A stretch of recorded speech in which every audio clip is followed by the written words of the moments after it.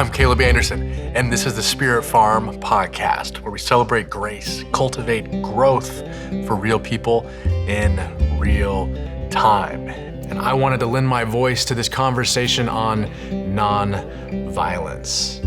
Here is a humble, simple, yet hopefully helpful perspective. It seems to me that tolerance is good, but it hasn't gone far enough. Tolerance is helpful, but love is better.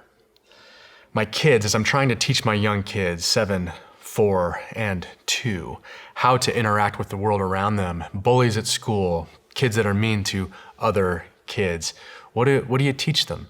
You must teach them that something is wrong, something is unhealthy, that someone is behaving in a way that is disrespectful or unloving to someone else. But then in their response, we don't want them to tolerate things. We don't want them to be aggressive toward anyone, certainly. We want them to express love. But what does that look like? How do they defend someone who's being injured while still not being aggressive toward someone else? How do we love and protect the vulnerable while still loving even the offender? Anyone can love people who love them, just like our dogs that love us unconditionally. Everyone loves a good dog. But how do we love the people who are mean to us, hurtful to us, betray us, abuse us?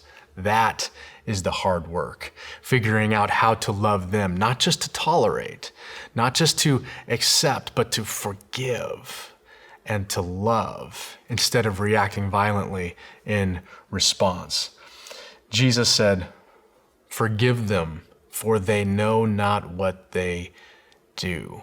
Everybody wanted Jesus to react and be aggressive and overthrow the unjust Roman government and the oppressive religious rule.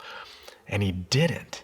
Even when he was being arrested and one of his followers hacked off someone's ear, Jesus picked up the ear, put it back on, and healed the man arresting him unjustly.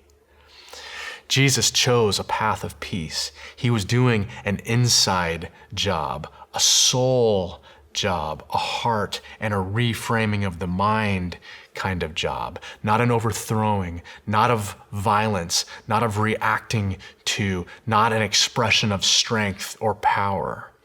It's the hardest work to do. But if we can go even beyond tolerance and move toward love, we will experience peace. And if we get to the place where we can love even our enemies, even the offender, not putting up with the wrongdoing, but living in this impossible tension of loving the vulnerable and the offender at the same time, that is the place, first, where we'll find peace in here, and then we'll find peace and see peace out there.